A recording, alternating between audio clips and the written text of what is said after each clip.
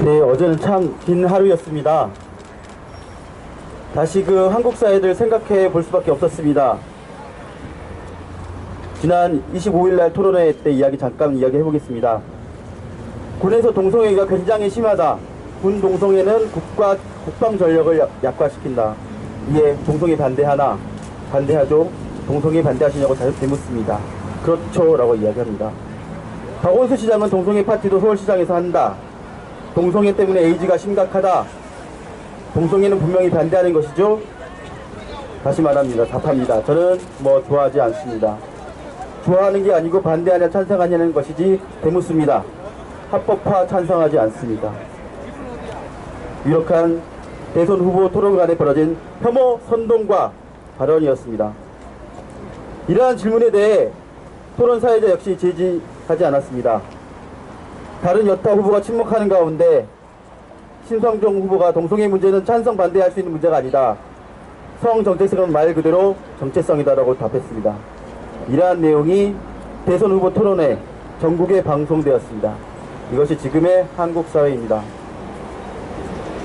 지난 정권에서 새누리당 의원들이 권력이 무기인 양 법무장관과 국가인권위원회 위원장 인사청문회에서도 이와 같이 혐오 선동하는 질문을 했고, 국민의 인권의 최전선에 있어야 할 사람들이 동성애에 대해 반대하고 차별에도 반대한다는 이해할 수 없는 말들을 쏟아냈었습니다. 그러한 일이 바로 다시 25일 지난 밤 대선 토론 때 있었습니다. 성소수자들은 어제 오전 문 후보에게 찾아가 얼굴 맞대고 공식적으로 물었습니다. 문 후보님, 나는 동성애자입니다. 나를 반대하십니까? 혐오 발언 사과하십시오. 엄연히 존재하는 사람들을 무슨 이유로, 무슨 권리로 반대하는 것인지 그 생각을 묻고 싶다고 외쳤습니다. 우리는 이 대선에 다시 한번 질문합니다. 모든 국민은 인간으로서의 존엄과 가치를 가지며 행복을 추구할 권리를 가진다고 하는 헌법의 조항에 우리 성소수자는 국민이 아닙니까? 시민이 아닙니까? 육군에서 동성애자라는 이유만으로 색출 수사하고 구속되는 지금 성소수자는 죄인입니까? 어제 국회에 연행된 13명의 성소수자 인권활동가는 현장에서 대한민국이라는 국가에서 성소수자를 시민으로 받아들이고 있는지, 사람으로 대접받고 살고 있는지를 물었습니다. 그 물음에 대해 경찰은 불법 연행으로 답했습니다. 또한 온갖 SNS상에서는 가짜 뉴스가 난리였습니다. 저는 촛불의 힘으로 이루어진 이번 대선에서 다시 묻고 싶습니다. 사람의 존재를 부정하려 드는 혐오 선동 세력의 목소리를 언제까지 저희는 듣고만 있어야 합니까? 국가의 가장 큰 통치자들을 뽑는 이 민주적인 선거라는 과정 속에서 전 국민이 듣는 앞에서 버젓이 혐오 발언을 쏟아내는 현실을 우리는 언제까지 보고만 있어야 합니까?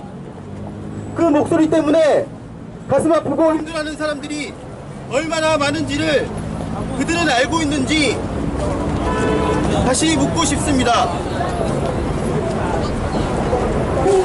대선 과정에서 말하는 안보라는 것, 국민들의 안보는 인권에서 비롯됩니다. 성소수자가 안전할 공간, 그거는 성소수자 인권이 보장되어야 가능합니다. 모든 사람이 권력 앞에서 평등하고 그런 속에서 인권은 힘을 얻고, 그러면서 우리 모든 사람은 안전합니다. 지난 대선 토론 때 혐오 선동 세력들이 입을 빌려 혐오 발언을 유도했던 홍준표 자유한국당 후보는 즉각 사퇴하십시오. 문재인 후보는 반드시 공식적인 사과를 해야 합니다. 그 자리에서 침묵했던 안철수, 유승민 후보 역시 반드시 사과해야 합니다. 침묵은 없습니다. 성소수자의 인권은 곧 인권의 정의에서 밀려난 이들의 이름을 다시 부르는 것이고, 당면한 문제를 사회적 책임으로 가져가서 나중에 문제가 아니라 지금 당장 설득하고 이끌어내야 할 우리 사회 공동의 책무인 것입니다. 강력히 권고합니다. 얼마 남지 않은 대선 일정에서 혐오 선동, 혐오 발언은 반드시 중단되어야 합니다.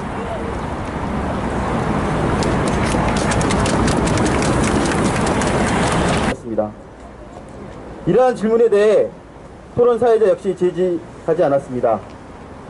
다른 여타 후보가 침묵하는 가운데 신성종 후보가 동성애 문제는 찬성 반대할 수 있는 문제가 아니다.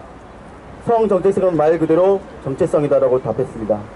이러한 내용이 대선 후보 토론회 전국에 방송되었습니다. 이것이 지금의 한국 사회입니다.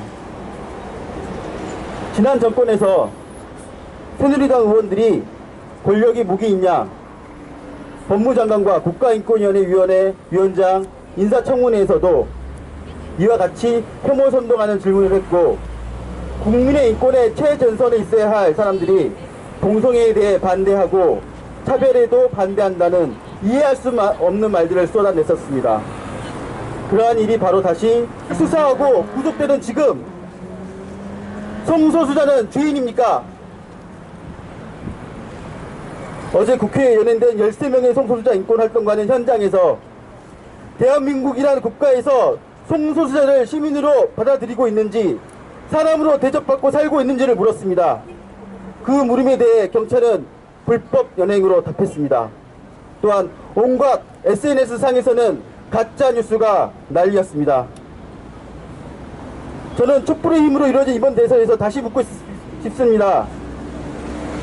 사람의 존재를 부정하려 드는 혐오 선동 세력의 목소리를 언제까지 저희는 듣고만 있어야 합니까?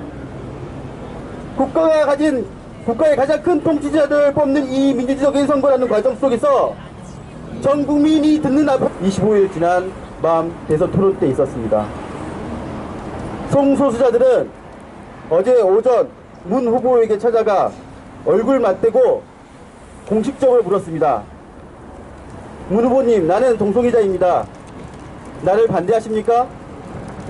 혐오 발언 사과하십시오. 엄연히 존재하는 사람들을 무슨 이유로, 무슨 권리로 반대하는 것인지 그 생각을 묻고 싶다고 외쳤습니다. 우리는 이 대선에 다시 한번 질문합니다. 모든 국민은 인간으로서의 존엄과 가치를 가지며 행복을 추구할 권리를 가진다고 하는 헌법의 조항에 우리 성소수자는 국민이 아닙니까? 시민이 아닙니까?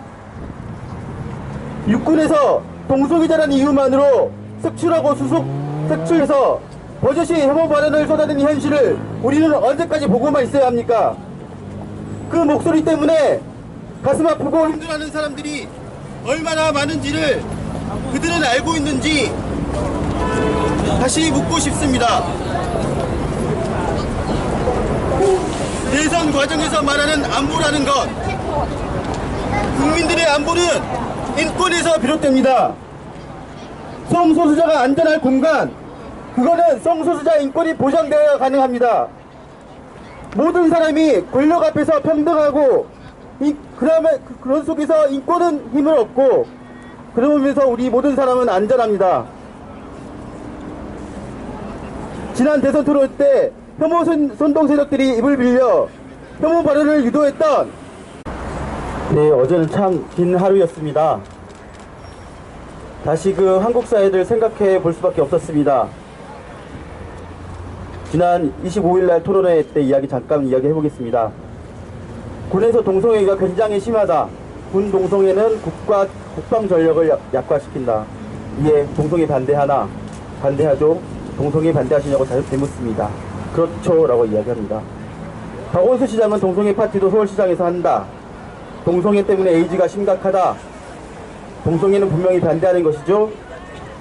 다시 말합니다. 답합니다. 저는 좋아하지 않습니다. 좋아하는 게 아니고 반대하냐 찬성하냐는 것이지 되묻습니다. 합법화 찬성하지 않습니다. 유력한 대선 후보 토론 간에 벌어진 혐오 선동과 발언이었습니다.